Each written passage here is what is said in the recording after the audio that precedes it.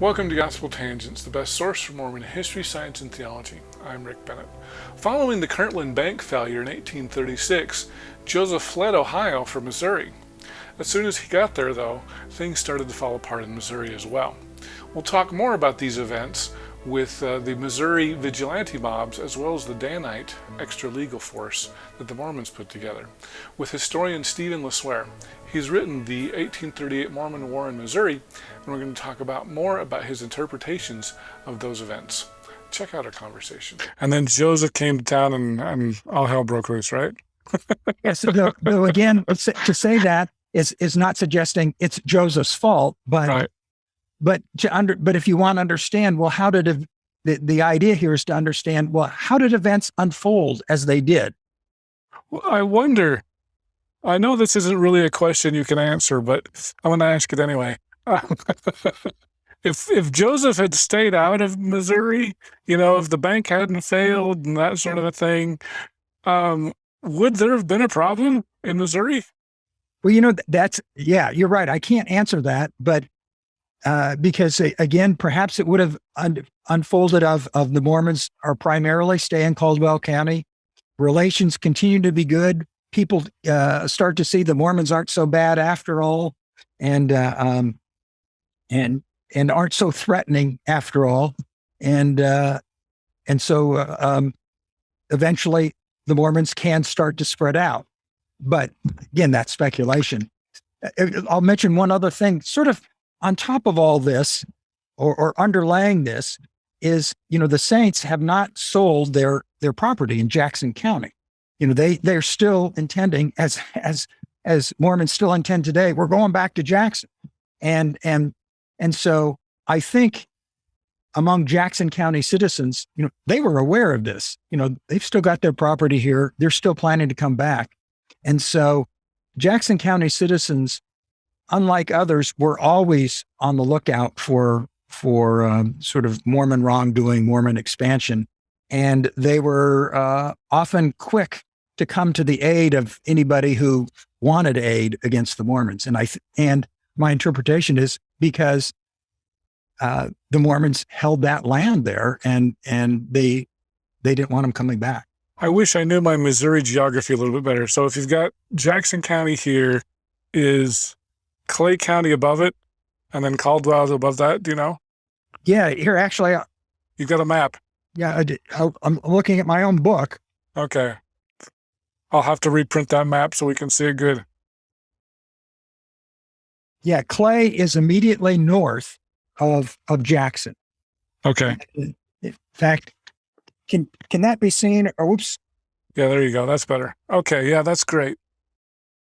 Okay, so Jackson at the bottom, Clay above, Clinton. So above Clinton was unincorporated Caldwell and Davies and what was the other one? DeWitt, is that right?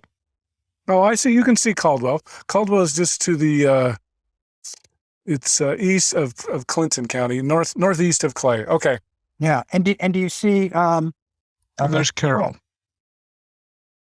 Okay. Yeah, that's very helpful. Perfect. Okay, so Jackson wasn't that well. I guess they technically touched the corners there with Caldwell County. Yeah. And so, yeah, actually, no, Jackson did not. It was Ray County that. Oh, okay. Yeah, that was just south of Caldwell. So Jackson was far away. That the Mormons weren't close to them. But again, it's my suspicion, interpretation that this was always going to stick in their craw, so to speak. If the Mormons, that want to come back. So, and I don't mean to blame Joseph Smith for this, but it is interesting to see the dynamics. So he gets kicked out of Kirtland, comes to Missouri, doesn't like how Oliver Cowdery and the Whitmer brothers are running things, and then ends up excommunicating them because Joseph wants to be in charge. Didn't that just exacerbate problems for Joseph? Well, you mean getting rid? I think what exacerbated the problem. Yes, it exacerbated them in that it created a situation or a feeling of intolerance and an attitude of intolerance. And you have the rise of the Danites.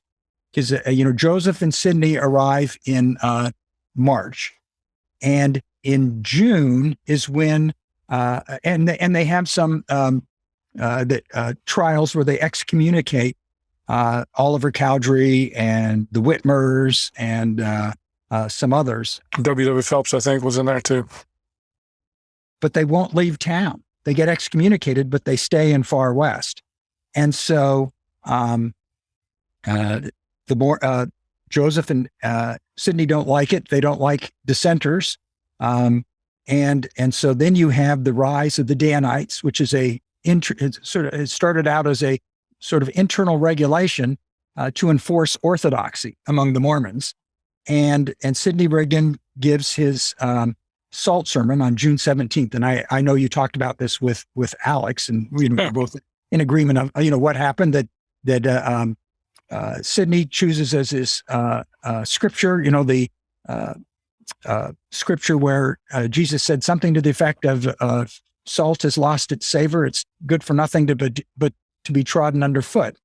And so Sidney Rigdon likened the dissenters to the salt that has lost its savor and needs to be trodden underfoot. And although he didn't mention them, them by name in his sermon, everybody knew who he was talking about. And the next day or the day after, the Danites sent a letter to these men, Cowdery and the others, essentially saying, "Yeah, I think it was you've got 3 days to get out of town, and then after that, we'll take any measures necessary." And according to John Corrill and some others, there actually was talk of putting the dissenters to death.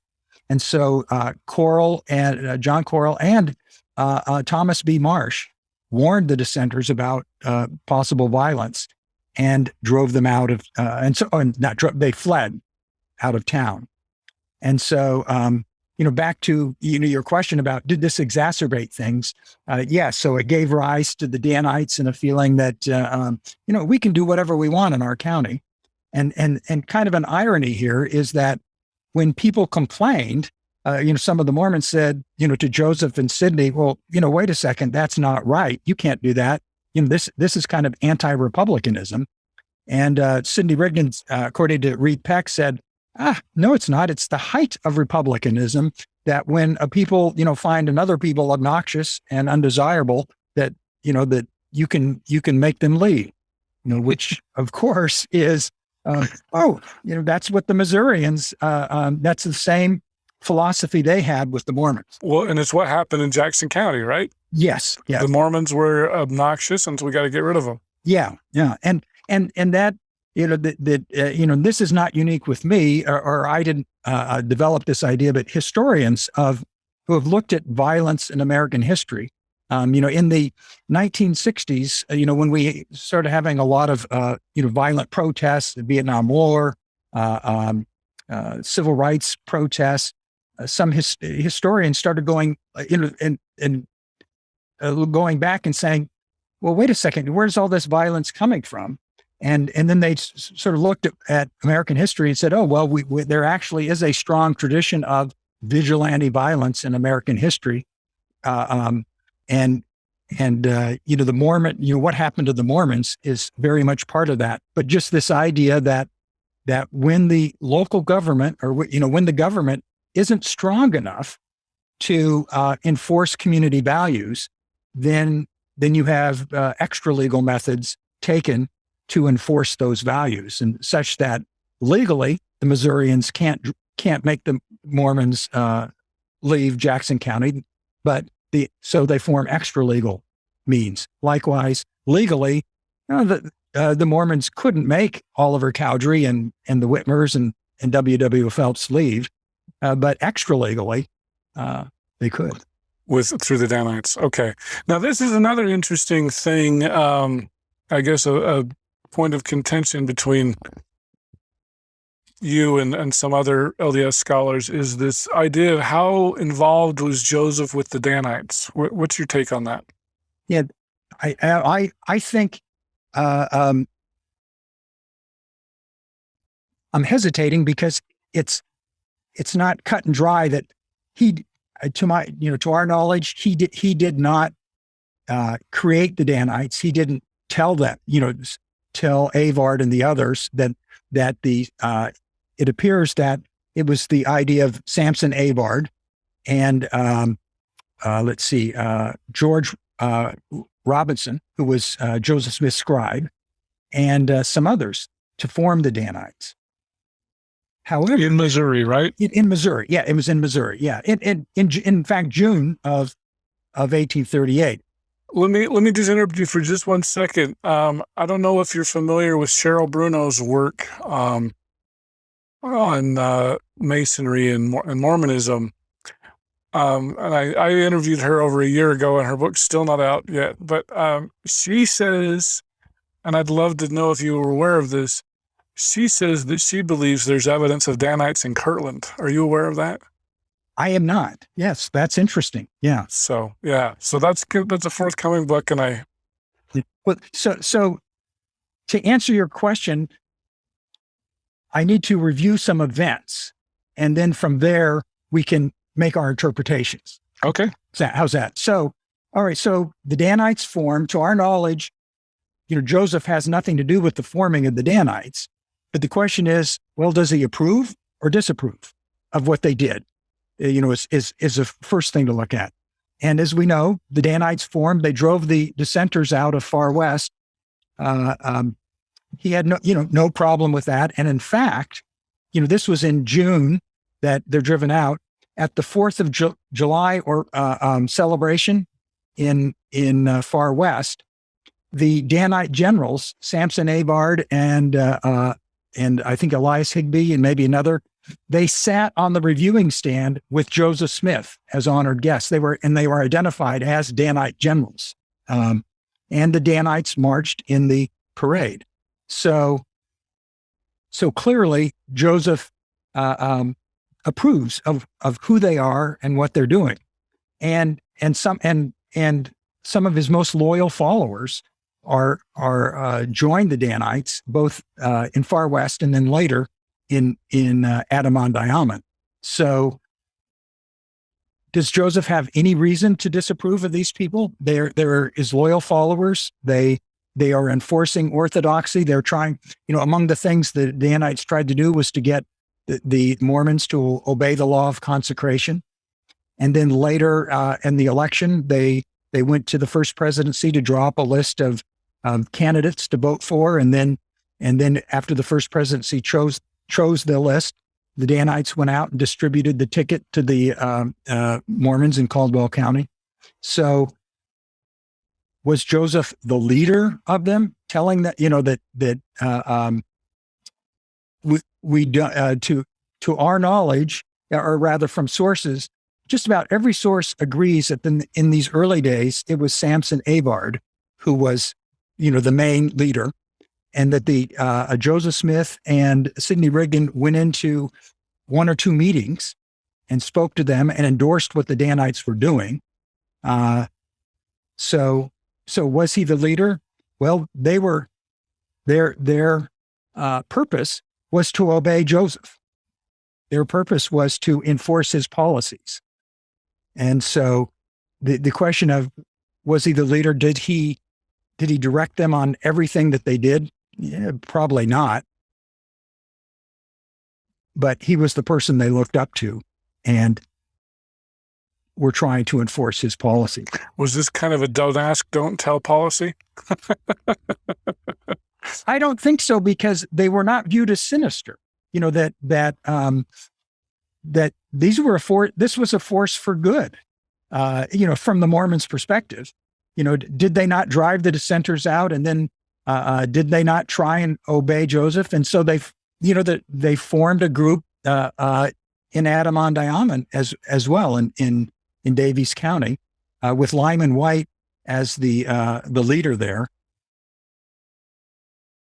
So that they did, it didn't have to be, again, there wasn't anything sinister, at least from the Mormons, from most Mormons' point of view. Now, there were Mormons like John Coral, Reed Peck, and later Thomas Marsh and who was the other apostle? Well, Phelps wasn't an apostle, but I know he was in that group too, probably. Oh, Orson Hyde, who became very disenchanted with what the Danites were doing. And there were also other Mormons in other places who were disenchanted, and some of them left, and they signed affidavits saying, oh, there's something strange going on with the Mormons. It's almost like a conspiracy. And the Missourians, and this was before the end of the war. Well, that's what I want to get my time period right. So you're saying, so Joseph comes to town, Danites form, kicks Oliver and the Whitmers out, basically. So at this point, the Danites were only going after former Mormons, like Oliver. Is that right? Well, they weren't going after Missouri yet. Correct.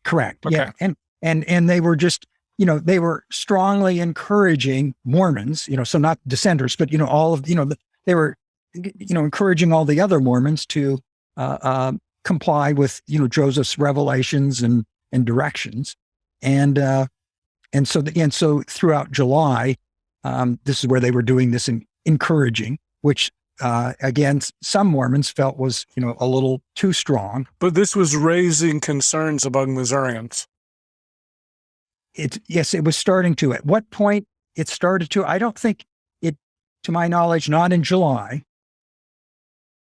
Wasn't July 4th the Salt Sermon? Or was that? No, I always mix up the Salt Sermon and the July 4th sermon. But there was the July 4th sermon where Sidney says it will be a war of extermination between us and Missouri, right? Yes. And so the Salt Sermon is June 17th. That's to get rid of the dissenters. So now you have then in July, the celebration in Far West, and that's a celebration where the Danites have a very prominent role as far as sitting on the reviewing stand. I mean, these are this is a good organization, and so then Sidney gives his speech about the rights, about the rights of citizens, et cetera, and then at the end he says, and by the way, we're not going to, we've borne all we're going to bear as far as violence from the rest of you. And we're not going to let anybody come into our cities and towns and, push us out. And if anybody tries, it's going to be a war of extermination between you and us. And so the question is, well, why, why is he saying that? Why is he, if relations are so good right now, why are you saying that? And first I'll say that's the reaction of the Missourians who heard this speech, was, wait a second, that everything we knew things were going well. Well, so why did he give it? And by the way, back to, the question of, Joseph's leadership here, because in Missouri, not just with the Danites, but what's going on. Sidney Rigdon gets thrown under the bus a lot by Mormon historians of, well, it's all Sidney's fault. And, he gave that 4th of July oration. And, even afterwards, Brigham Young, said, he was the main cause of our trouble in Missouri. Sidney was. Yeah, because of that speech. That speech was the main cause of trouble, and other Mormons echoed that. But the thing is, that speech was written not just by Sidney Rigdon, but by the first presidency. Joseph and Hiram wrote it together. Sidney gave it. After he gave it, Joseph Smith had the speech printed up as a pamphlet, passed out, and then Joseph, in the next Elders Journal, which was a Mormon publication in Far West, he promoted the speech and advised everybody to read it, saying, because we're not going to take it anymore. And so, yes, Sidney Rigdon gave the speech, but it was it was written in conjunction with Joseph Smith, and Joseph, even after it was over, was very much in favor, of it, endorsed it. But now the question of why, you could speculate that the reason why was that Joseph had been out in Missouri long enough. He came out in March. and he had these plans to expand, not not just in Caldwell County, but he'd already been up into Adamond Island and had looked at lands there and even north of there. And they were going to move into Carroll County, and so perhaps he anticipated that there was going to be opposition. He was just letting people know, we're not going to take it anymore. Also, he was feeling, the Mormons were feeling pretty good about their large numbers. That is that we don't know for sure how many people ended up in Missouri and then had to leave. Estimates 10 to 12,000 is I think what I had in my book. It could have been a little larger. I don't really know for sure, but that was a lot of soldiers that they would have had at their disposal, and any one county would have been much too small to drive out a force of or counter a force of that nature. Was it the largest or most populous county in Missouri at the time, would you say? No, I think Clay County, I can't remember what Clay would have been larger, I believe. Okay. But I think Caldwell filled up to maybe 5,000 that summer, and that would have been larger than the other surrounding counties like Davies, Carroll, Livingston. Okay, so it was one of the larger counties for sure. Yeah, in western Missouri. All right. I hope you enjoyed our conversation with historian Stephen LeSueur. In our next conversation, Stephen will discuss when Missourians became aware of the Danites. Well, so when did the Missourians start worrying about the Danites?